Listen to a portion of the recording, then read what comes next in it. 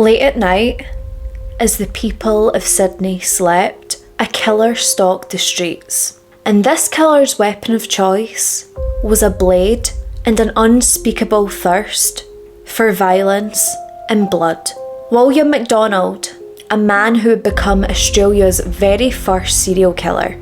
He would turn this city into his own murder hunting ground, stalking victims, luring victims to their very fate. But what could possibly drive a man to mutilate other men in such a vicious and heinous way? Almost too gruesome to imagine. And not only that, but how was this monster able to evade capture for so long? This is the bone-chilling story of the Mutilator, and it is so much darker than you think.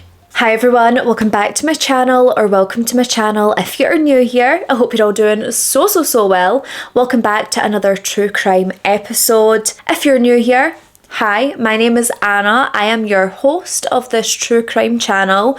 Every single Wednesday and Sunday, we dive into a new, truly haunting, bone-chilling case. If true crime is your jam, then I highly suggest you subscribe, get that notification bell on, because I am here for you every single week. If you're a regular here, if you are an OG, then you already know the drill. You know what this is about, you know what we do, you are right on business with me. But I am switching things up ever so slightly because I want to ensure that I'm giving you 2 new cases every single week. So on a Wednesday, I have decided Wednesdays are going to be sit down style videos, and Sundays is going to be our true crime and makeup, or true crime get readies. I do have my little microphone perked up here, but I'm hoping that's going to help with the echo. So please let me know in the comments so I know if this works or not. But without any further rambling and any further ado, let's get into this insane story of William Macdonald, better known as the Mutilator. So, William Macdonald, he was originally born Allen Ginsberg in Liverpool of England. Now, Liverpool, that is my favourite accent, Liverpudlian.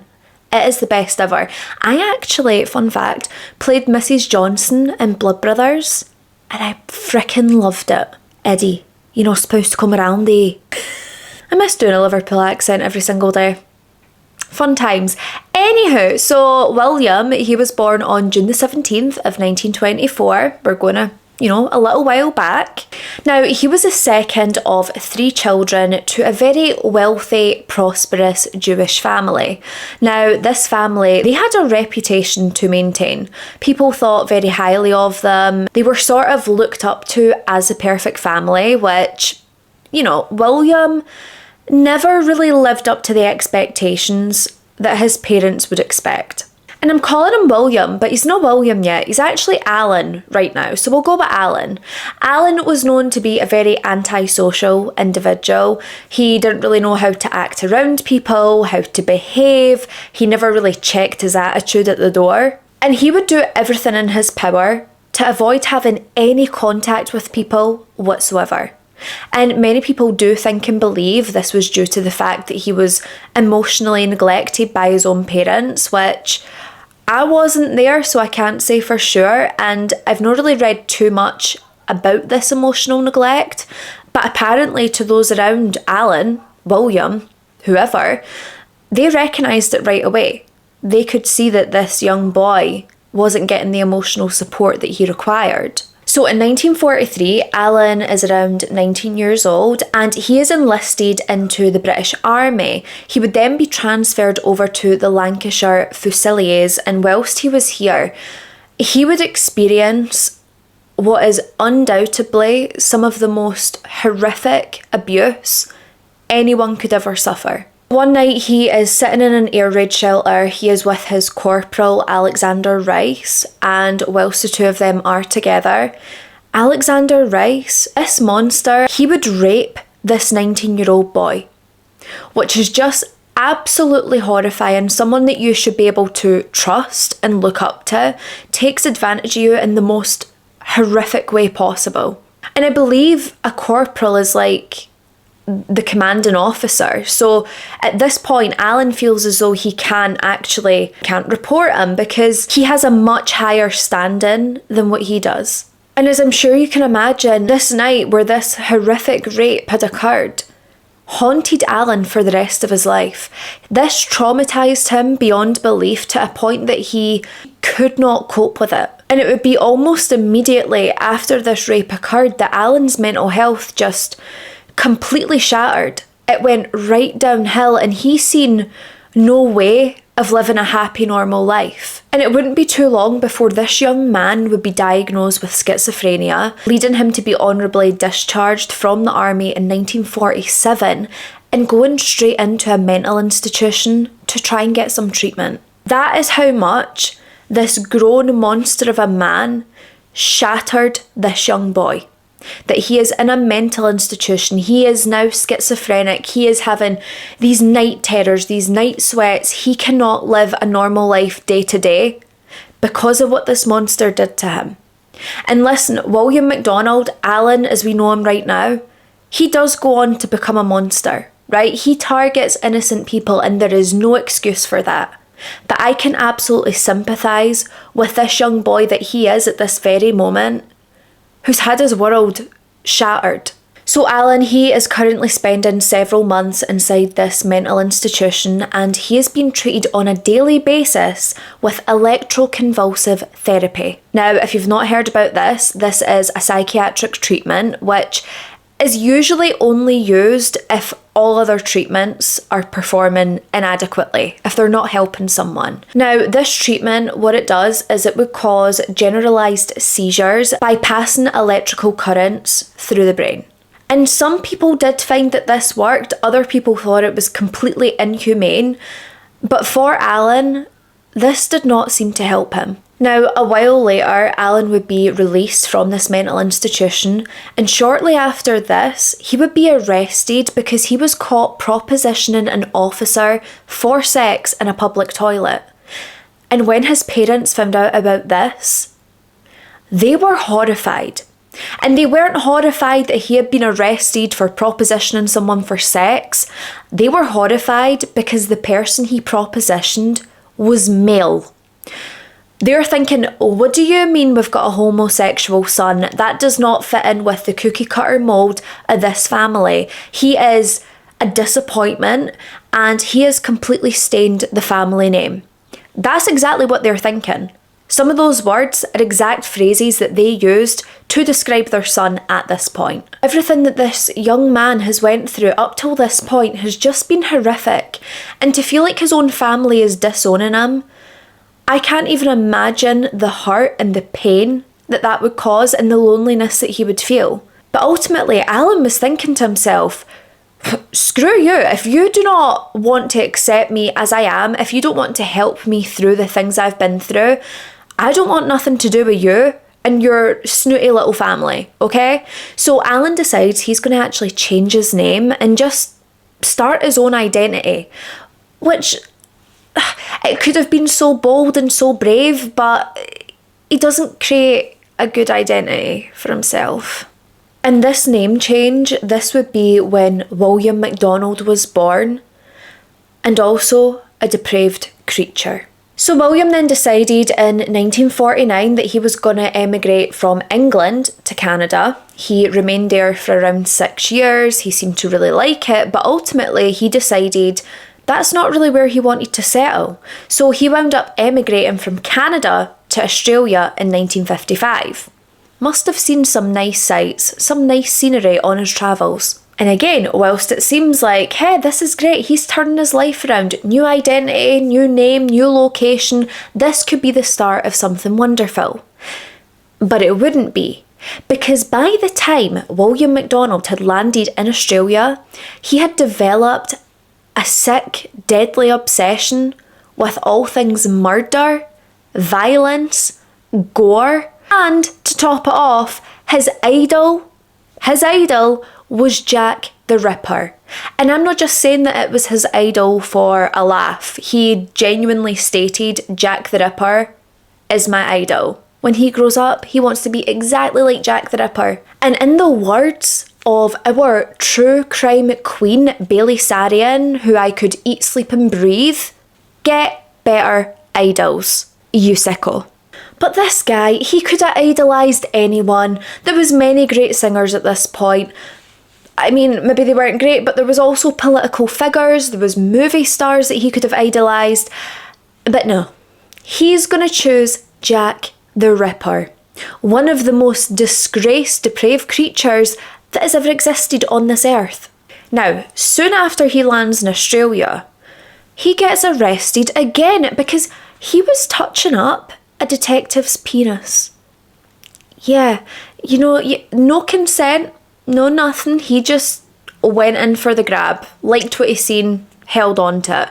So he was arrested and then he was placed on a 2-year good behaviour bond. But this wouldn't stop him. Oh no. And if it isn't already clear to you, William Macdonald, he's someone that likes to move around a lot. He doesn't really like staying in the same place too long. He can never really settle. So he would move from Ballarat to Sydney in 1961. Whilst he's here, he gets into construction work for a company. And I mean, honestly, he didn't really mind the construction work. It wasn't like the most enjoyable thing in the world, but he was settling, he was making money, he was paying the bills, so that was good enough for him at this point. So he eventually finds accommodation in East Sydney, and it would be in this place that William Macdonald would become very well known for, you know, standing around public toilets, meeting people in public parks, and these were like secret meeting areas for homosexual men, because at this time, can you believe it, but being gay was a crime. It will always baffle me that people care so much about who other people like. Live your life how you want to live your life and don't give a shit what anyone else thinks, because they're not living your life, only you are. So now at this point in time, William is experiencing these very intense, overwhelming urges to murder. Yeah, just like his good old idol, Jack the Ripper. And it gets to a point for William where he says that these urges were so intense, just in his mind every single moment of every single day. They got to a point where they were just so overwhelming, they couldn't be ignored anymore. And it would be in 1961 in Brisbane when William Macdonald would commit his very first known murder. His victim would be a 63-year-old man by the name of Amos Hugh Hurst.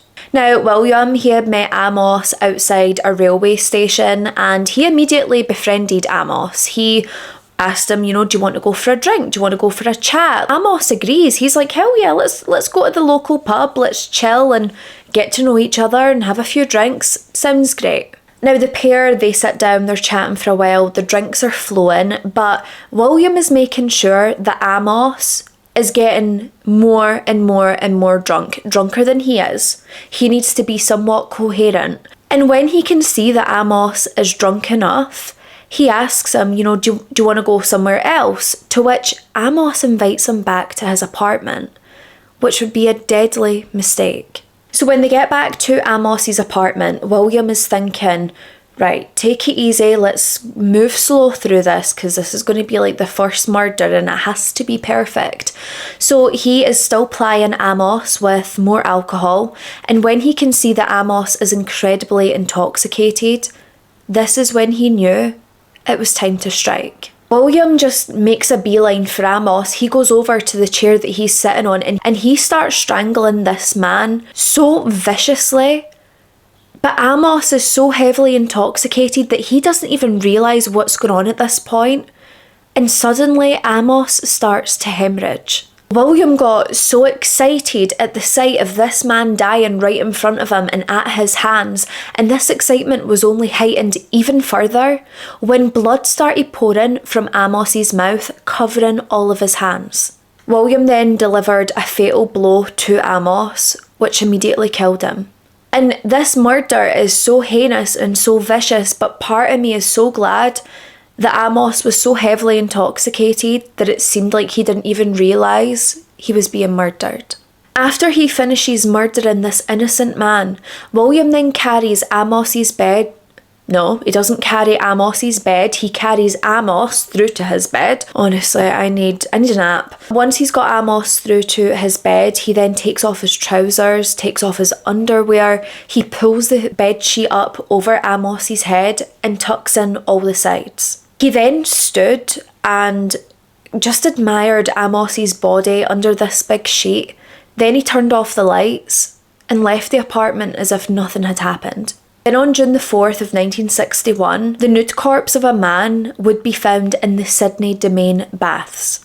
It was concluded upon examination that this man had been stabbed over 30 times, and when they took a closer look, they could see that this man's penis had been removed completely. What? Now, despite the mutilation to this man's body, to his face, luckily police were able to identify him, and it was revealed that this was the body of 41-year-old Alfred Greenfield. Alfred had been in Green Park that day. He was just relaxing on a bench. He was directly across from St Vincent Hospital in Darlinghurst. This is where he would unfortunately be spotted by William. William does his usual party trick, right? This becomes his MO. This is what he does. He goes over, he befriends the male, asks them if they want to go for a drink, spend some time together. And these men, being good people, being kind, sociable people, they accept. Alfred would be lured to the Domain baths. This is where the pair of them would proceed to drink more alcohol. Now, William is watching Alfred closely to see, is he going to fall asleep? Is he going to get so heavily intoxicated? And by William's luck, Alfred starts to doze off. When he knew for certain that Alfred was fully asleep, that he was no longer conscious, William then takes a knife out of a sheath, goes over to Alfred, and brutally stabs him repeatedly. Now, the very first stab wound that had been inflicted by William had been so ferocious that it had severed the arteries in Alfred's neck. But still, this wasn't enough for him. He had to keep going and keep going because he loved the blood spatter. He loved the blood spattering all over him, all over the victim, and all over the surrounding area. And as you can probably guess, William had then pulled down Alfred's trousers, his underwear. He then severed his genitals, so his penis and his testicles.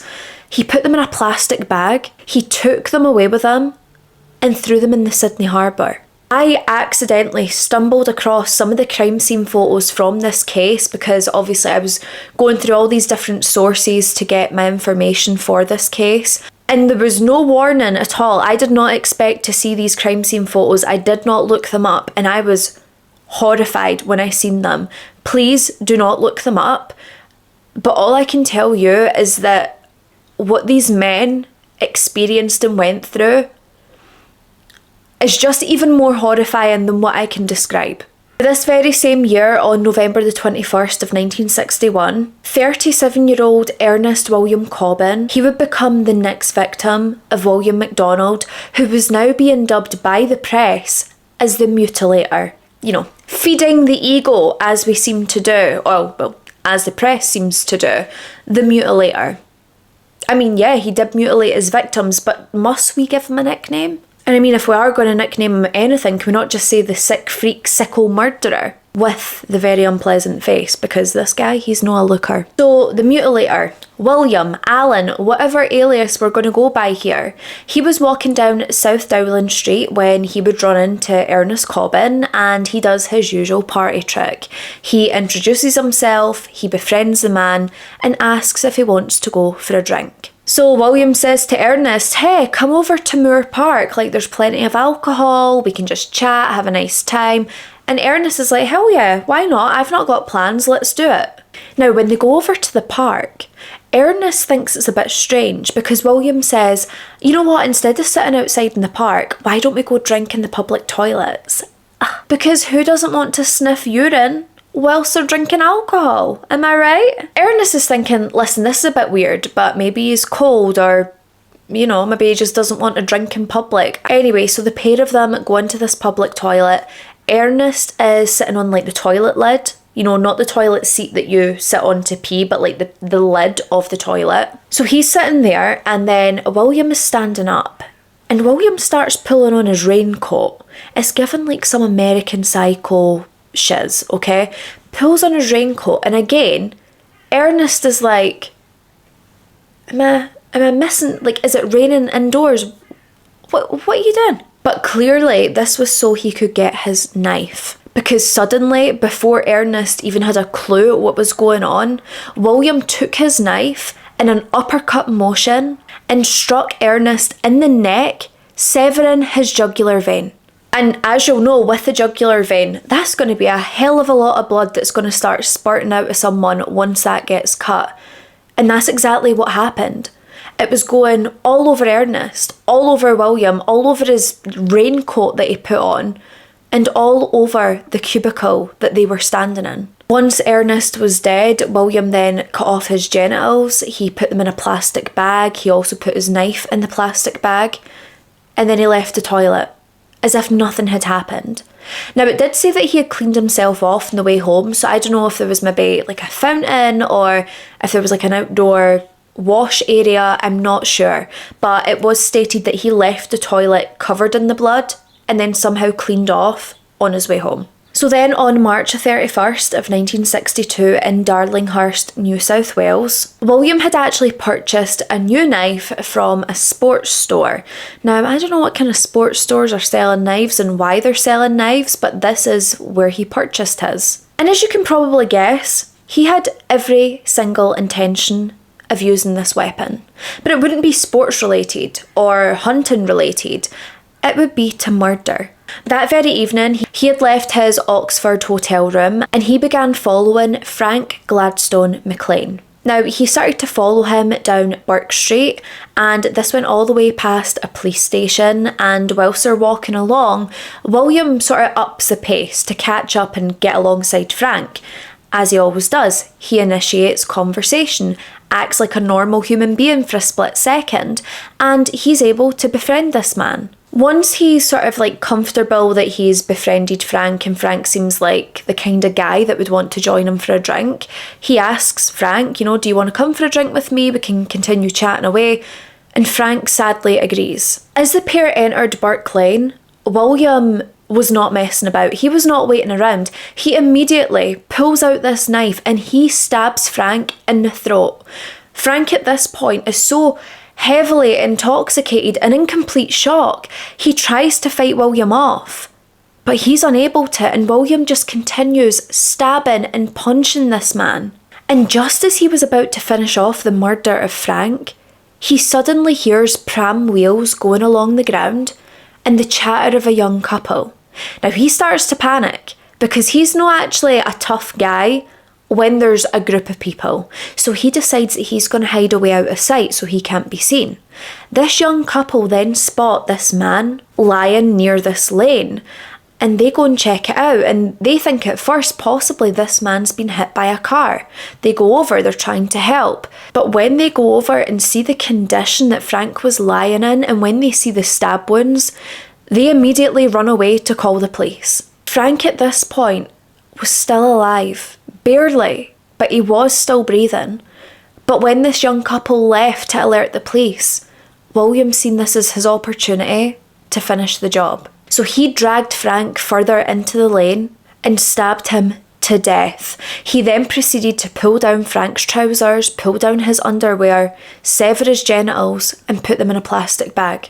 He would take Frank's genitals home, keep them overnight, and then he decided the next day, actually, I'm going to dispose of them. I don't know why he was keeping them, if it was going to be like a trophy collection he was starting. So the police, they arrived to the scene 45 minutes later, which, I mean, can we be honest, is a crime in itself. Why are you taking so long? You've just been alerted that someone's actively dying, barely hanging on to life, and you think you've got time to kill? But anyway, when they arrive, they're very, very confused because the body is no longer where the couple said it was. It was further down this lane. The police, they run over to this man, but unfortunately by this point, Frank is dead. And when they turn this man over, they discover that his genitals have been mutilated. And one of the officers simply said, he's killed again. They knew that this death was another link to the mutilator. Police at this point, by the way, they're thinking that this murderer has to be some kind of deranged surgeon. Now, the reason that they were thinking that is they stated the removal of the genitals had been done with what looked like medical precision. This looked like someone who had been a surgeon for years. And as we know, William has never been a surgeon in his life. So where this rare talent has spiked from, I'm not sure. Maybe he's reading books. But they were genuinely believing that this could be a doctor, and doctors actually started to get investigated, some even losing their jobs due to this speculation. Like, the job might pay well, but it was a damn bad day to be a doctor. So William Macdonald now, because one name change was not enough for this man, he decided he wanted another alias. So he gets himself a postal job, but he does it under the name Alan Edward Brennan. So he worked for a little while at the local post office. He was a letter sorter, but that didn't work out. He got dismissed, probably for being a weirdo. And he decides at this point, you know what? I think I should go into business for myself. I think I could do well there. So William, Alan at this point, going back to Alan, he would purchase a mixed business store on Burwood Road in Concord. Still using the name of Alan Edward Brennan, he was going to do this whole sandwich shop. He was going to sell sandwiches, maybe small goods. He thought it would make him a good profit. And, he'd get to cut stuff up to put on the sandwiches. So it seemed like a job that he would enjoy. Now, he would live in a room above this store, but he would only live there for 1 week after paying the deposit. I wonder why. So now it's June the 6th, 1962, and as you can imagine, William, or Alan, he decides he is going to go out for the evening at a wine saloon. Now, whilst he's here, he would meet a man by the name of Patrick Hackett. Patrick was 37 years old, and he was a man who was currently down on his luck. He had been in prison for theft, he was really struggling, he wasn't living in the best conditions, and his life just felt like it was at an all-time low. So William, he befriends Patrick. He sees this as his sick opportunity. He buys Patrick some drinks, gets to talking, talks about Patrick's life, the experiences he's had, and where he's currently at. And Alan says to Patrick, why don't you come back to mine for the night? We can just have some drinks, I can make you some food, it'll be better conditions for you for the evening. And Patrick is so thankful. He agrees to this.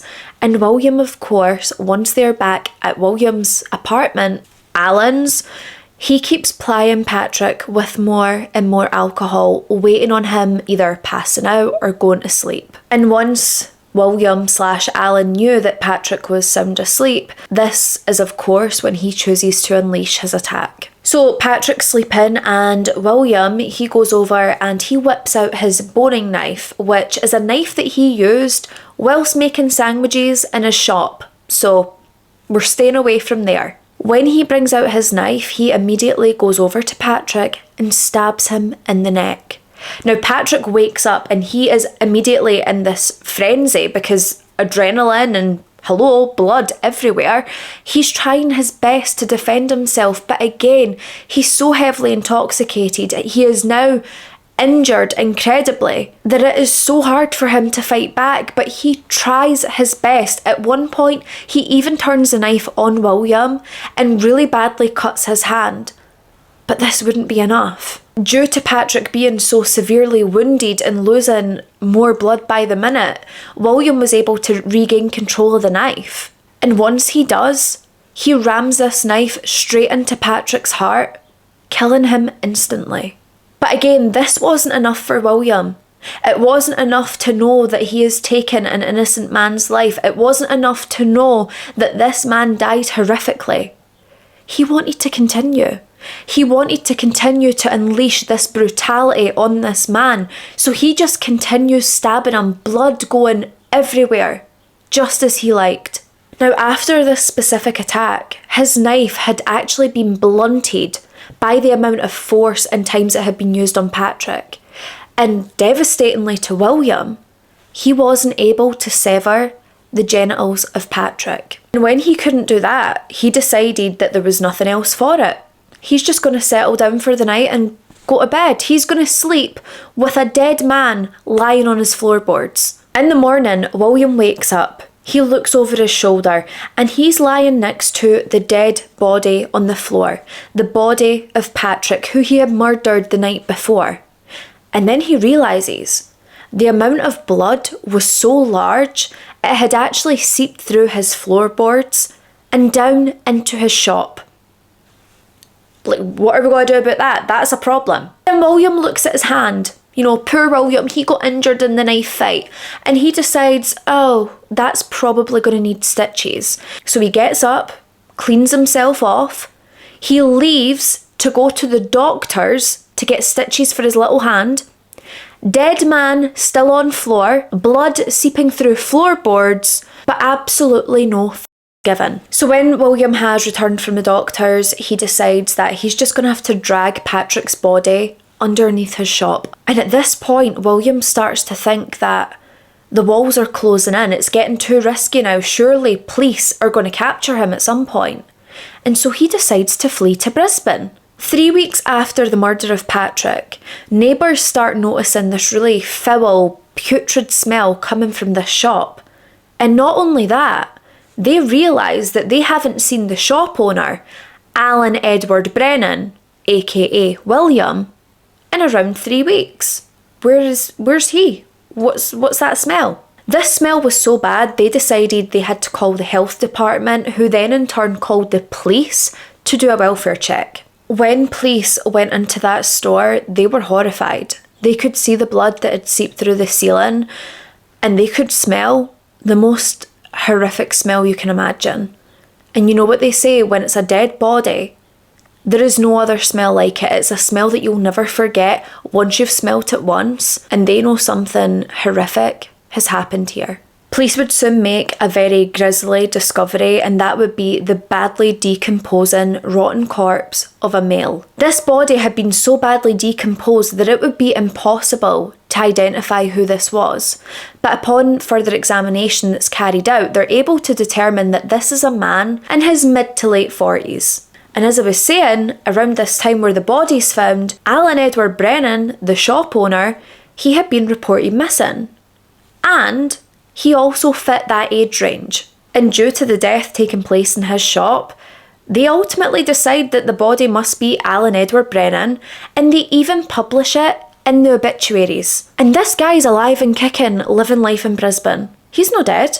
And what's even worse, he genuinely pulls a Ross out of Friends, because former work colleagues of Alan Edward Brennan, they attend a funeral for this guy. They go to a memorial service for this guy who's playing frisbee on Brisbane Beach. Now, after a while of living in Brisbane, he decides, you know what, I want to go to New Zealand, see some more sights. Why not? I've got the time. And this killing of Alan Brennan, this hadn't actually been linked to the murders of the Mutilator, because of course the genitals hadn't been mutilated, because William's knife had been blunt. They create a profile of this killer, and they deem that this killer was operating in the inner suburbs of eastern Sydney, not Concord, which, huge mistake. Now, William, Alan Brennan, whoever he wants to be that day of the week, he's getting that itch again, that overwhelming itch. He wants to kill, and he wants to do it soon. But he thinks to himself, I don't really want to kill in Brisbane, and I don't want to kill in New Zealand. I want to return to my old stomping ground of Sydney. Even though he thinks the police is after him, that's his stomping ground. He wants to be back there doing his thing. But very shortly after he returns to Sydney, he would actually bump into a former work colleague that had attended his funeral and memorial, by the name of John McCarthy, who was absolutely shell-shocked when he seen Alan Edward Brennan just walking the streets again. He's thinking it's some kind of Thanksgiving miracle that his friend has returned from the dead. And John even says to Alan, "Oh, William, oh my God, I thought you had died. We all believe that you're dead." But William, he was having none of it. Absolutely none of it. And he just shouted at John, "Leave me alone," and then ran away. But John McCarthy, he's so weirded out by this whole experience and who he's seen. This guy has returned from the dead. So he decides he's going to go to the police station to tell the police what he's seen, what he's experienced, and hello, is this a dead man walking? But when he goes to the police station, they tell him he's crazy and that he's drank too much and that he should really just go home and sleep it off. John is having none of it. He knows what he's seen, but ultimately he humours the police. He goes home, he goes to sleep. The next morning he wakes up and he still knows the same facts. He bumped into the dead guy. So he returns to the police station and tells them again, listen, this guy is alive. But still, no one would listen to him. So John did the only other thing he could think to do, and that was to contact the press. So he goes to the Daily Mirror, who, as we know, will publish any story you give them. Like, he was definitely at the end of his tether at this point to go to the Daily Mirror, but they hear the story and they're like, oh, absolutely believable, we will definitely be publishing that. And they publish this story with the headline, The Case of the Walking Corpse. To be fair, that's a headline grabber. I would probably read that. Now, the public attention that this had garnered actually led the police to have to exhume the body for further testing. Because now they're like, well, you know what? Damn, maybe it's not Alan Edward Brennan. So they exhume the body and they do some further testing, and they eventually do fingerprint testing. Why they hadn't already done it, I'm not entirely sure. But when they do this, it brings up in the system Patrick Hackett. Because remember, his fingerprints, they're going to be in the system because he did serve time in prison. Further examination would reveal an insane amount of stab wounds. And not only that, but they could tell that someone had attempted to mutilate the penis and the testicles, which then linked his murder to the mutilator after all. So now police are thinking, we need to find Alan Edward Brennan because he's no dead and he must know something, or potentially, not pointing any fingers, he might actually be the mutilator. And they're on to something there, I'll tell you that much. So a composite sketch was developed by eyewitnesses, people who knew Alan Edward Brennan. Hi, this is Ed and Anna just popping in because I hadn't looked at the composite sketch before I had filmed the video, and now I'm looking at the composite sketch. Why does it look like, is it Beavis and Butthead or something like that? Those people who are just like... And this would be released to the public, being circulated in every single newspaper in the nation. Now at this point, William Macdonald, who's pretending to be Alan Edward Brennan, he had taken a job at Melbourne railway station, but he had taken this job under the name of David Allen. Original. He really likes the name Alan. And I mean, it's my dad's name, so I like it too, but like, he really, really likes it. So yeah, innovative. And when he takes this job, he had dyed his hair and grown a moustache, as they do. But thankfully, work colleagues at this railway station, when they seen the composite sketch, they immediately knew it was him, and they called the police. So the police ask when is payday within this company, the colleague alerts them, lets them know, and then when David Allen is collecting his paycheck for that week, he is also greeted by a pair of silver bracelets. Handcuffs. Now, when he was questioned by the police, William Macdonald basically admits, oh, I'm not David Allen, I'm not Alan Edward Brennan, I'm actually William Macdonald, but if you really want to go back to basics and, you know, do a factory reset, I'm actually Alan Ginsberg from Liverpool, England. So William, he's now telling the police, listen, I was having these really overwhelming urges to kill. I couldn't help myself. I needed to do it. I was hearing voices. I was hallucinating. I was raped as a teenager. And these voices in my head, they were telling me that these males I was seeing on the street were the corporal that had raped me back in the day. The voices told me to kill them. With this confession, he would be charged on 4 counts of first-degree murder, and he would be sent to trial in September of 1963. During the trial, William would plead not guilty by reason of insanity, and he would go on to give some grotesque testimony regarding these murders. He told the court how blood would spatter when he was castrating his victims. He said it would get all over his raincoat, all over his hands, all over his face. He told them how he bagged up the genitals and threw them in the Sydney Harbour, but sometimes he took them home for the night. William Macdonald, throughout his trial, he was very matter of fact. And in fact, he actually made it clear to the court, if you ever release me, I will kill again. Say less, hang him. Now with this, William Macdonald would be sentenced to 5 consecutive life sentences under the strong recommendation that he never be released again. Soon after arriving in prison, William would be certified as insane, and this would lead to him being transferred to a mental institution to ride out the rest of his sentence. And then at the age of 90, on May the 12th of 2015, 2015, 90 years old, he would die from a gastrointestinal blockage. And at the time of his death, he was the oldest and longest serving prisoner in custody in New South Wales. Obviously, what happened to him in his adolescence, like as a teenager, was absolutely horrendous, traumatising, the most horrific experience that someone could go through. But that does not give you the right to murder. But I want to ask you this. Do you truly believe that he was hearing these voices and that these voices were telling him that the men he was befriending were the corporal that raped him? Or do you think he's seen this as a get out of jail free card? Obviously it's not a get out of jail free card, I'm not saying that, but do you think he maybe viewed it as something that would get him a lesser sentence? But then he told them not to ever release him because he'd kill again. It's really difficult, but I do think he's seen murder and castration as a way of taking away these males' power, basically. I definitely think the cutting off of the genitals is all linked back to him being raped as a teenager. My thoughts and prayers go out to every single family who was affected by these senseless, horrific murders.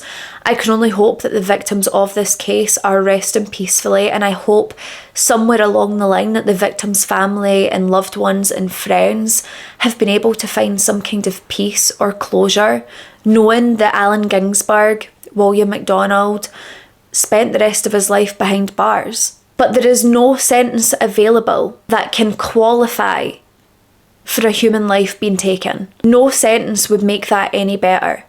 But I just hope the family, knowing that this man would never see the light of day again, gave them some form of peace. But my loves, that is it for another true crime episode. I hope this case was one that you've maybe not heard before. If you have heard it, hopefully, fingers crossed, I could give you some new details. This one was one that I wasn't too familiar with. I knew the guy's name, but I didn't actually really know what he had done. So when one of you had recommended the case a while back, and then I looked into it, I was like, holy crap, this is well more insane than I could ever have imagined. Before I go, don't forget to like, comment and subscribe. Make sure the notification bell is on so you don't miss when I upload every single Wednesday and Sunday with a brand new interesting true crime case. Don't forget, Wednesdays will be sit down style videos like this one, and on Sundays we will be doing true crime and makeup. But thanks for chilling with me today. Thanks for keeping me company whilst I discuss this horrific case. It's no easy to get through, but as I always say, if it's on my mind, it's going to be on yours. But that is it for today. Please, please, please, please remember, be a good person. Do not be a bad person. Stay safe, look after each other, and I'll see you in the next one. Bye!